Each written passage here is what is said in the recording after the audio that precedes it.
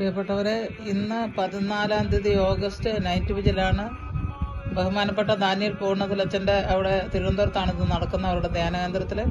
ഞാനൊരു മണിക്കൂർ ഓളം ആയിട്ടുണ്ട് ഇത് കയറിയിട്ട്.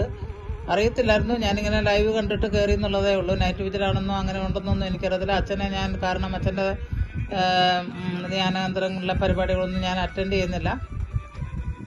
ജെറുസലം ധ്യാനേന്ദ്രത്തിൽ ചെയ്യുന്നുണ്ട്, അവിടെ നിന്നുള്ള അത്ഭുതം ഉണ്ടായതുകൊണ്ടാണ്. പക്ഷേ ഇതിപ്പോൾ ഞാൻ ഈ ഒരു ഓസ്തി ഇവിടെ അനങ്ങുന്നത് ഞാൻ കണ്ടു. ഞാൻ വൈകുന്നേരത്തെ ഡിന്നർ കഴിക്കാനായിട്ട് ഇവിടോട്ട് വന്നിരുന്നപ്പോഴാണ് ഈ ഒരു മൂവ്മെൻ്റ് എല്ലാം കണ്ടത്. അപ്പോൾ എനിക്ക് മനസ്സിലായില്ല എന്താണെന്ന്.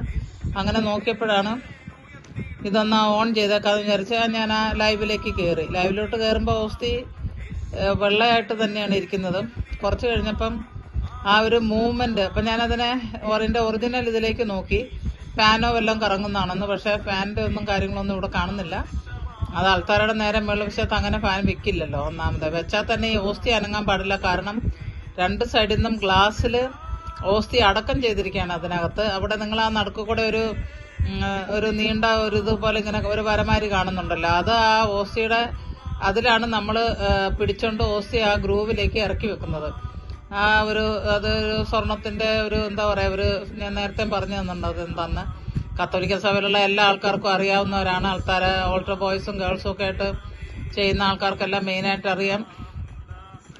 അതൊന്നും പറഞ്ഞു പഠിപ്പിക്കേണ്ട ആവശ്യമില്ല. പക്ഷേ കുറച്ച് കഴിഞ്ഞപ്പോൾ ഇത് ബ്ലൂ കളർ ഒരു ടിഞ്ചാണ്, ബ്ലൂ എന്ന് പറയാനൊക്കത്തില്ല. അപ്പം ഞാൻ എന്ത് ചെയ്തെന്ന് വെച്ചാൽ എൻ്റെ ഈ ഇപ്പം നിങ്ങൾ കണ്ടുകൊണ്ടിരിക്കുന്ന ഏത് ഫോണിൽ നിന്നാണോ പ്രോഗ്രാം കാണുന്നത് അത് തന്നെ എടുത്ത് ഞാൻ അങ്ങോട്ടും ഇങ്ങോട്ടും തിരിച്ചു നോക്കി. പക്ഷേ അപ്പോഴൊന്നും ആ ബ്ലൂ ടിഞ്ചിന് ഒരു മാറ്റവും വരുന്നില്ല.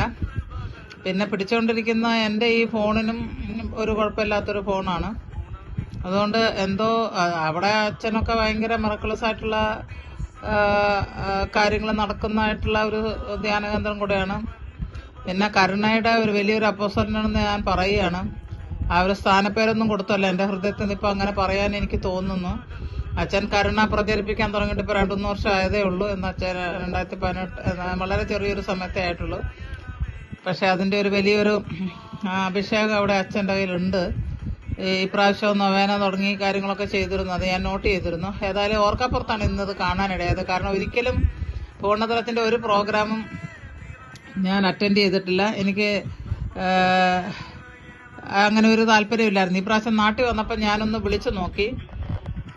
ഇതിനകത്ത് നിങ്ങൾ ഈ അരളിക്കയിൽ ചില മാറ്റങ്ങളൊക്കെ കാണുന്നുണ്ട്. അത് ഫാനിന്റെ അല്ല, അതാ ചില സ്ഥലത്തൊക്കെ ഇങ്ങനെ ബ്ലഡ് ഡ്രോപ്പ് പോലെ കറുത്തിട്ടാണത് കാണുന്നത്. നിങ്ങൾ കാണുന്നുണ്ടല്ലോ, മാറി മാറി അത് ഉണ്ടാകുന്നുണ്ട്.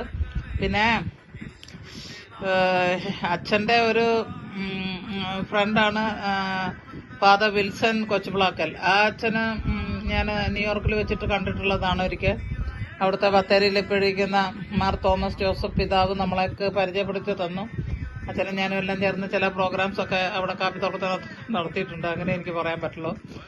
പക്ഷെ ഇതിലിപ്പോൾ നിങ്ങൾ സൂക്ഷിച്ച് നോക്കുകയാണെങ്കിൽ, സൂക്ഷിക്കണമെന്ന് നിർബന്ധമില്ല, ഞാൻ വെറുതെ ഉള്ള കണ്ണും കൊണ്ട് കാണുകയാണ്. പല സ്ഥലങ്ങളിലും എന്തോ ഡോട്ട് മാതിരി ഇങ്ങനെ ആവുന്നുണ്ട്. ഓസ്തി ആദ്യം നമ്മൾ നോക്കുമ്പോൾ വലത്ത് സൈഡിൽ മാത്രമാണ് അത് ഇങ്ങനെ ഒരു മൂവ്മെന്റ് ഉണ്ടായത്.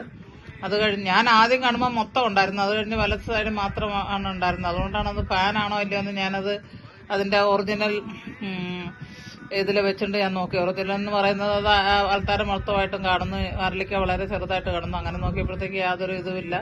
നിങ്ങൾക്കും കൂടെ അത് ഞാൻ കാണിച്ചു തരാം എങ്ങനെയാണെന്ന്. ഇങ്ങനെയാണ് ഇതുള്ളത്. ഓക്കെ, അപ്പോൾ ഇവിടെ ഫാനും കാര്യങ്ങളൊന്നും ഇല്ലല്ലോ, നിങ്ങളത് മനസ്സിലാക്കുന്നുണ്ടല്ലോ. അത് കാണിക്കാൻ വേണ്ടി മാത്രമാണ് ഇപ്പം ഞാൻ ഈ ഒരു കാര്യം ചെയ്തിരിക്കുന്നത്.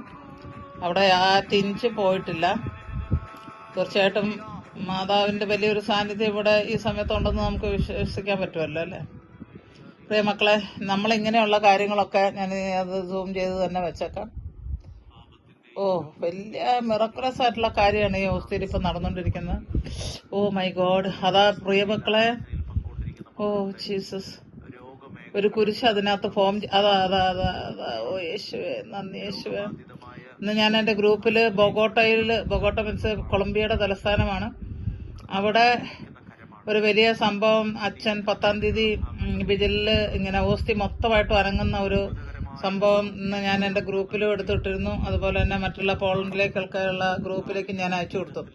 നിങ്ങൾ ആ മുകളിൽ ആ ഒരു കുരിശിന്റെ അവിടെ ഒരു ഇത് മൂവ്മെന്റ് ശക്തമായിട്ട് നേരത്തെ നിങ്ങൾ ഇത് കണ്ടു തുടങ്ങിയപ്പോൾ തന്നെ വളരെ ചെറുതായിട്ടുള്ള മൂവ്മെന്റ് അല്ലേ ഉണ്ടായുള്ളൂ.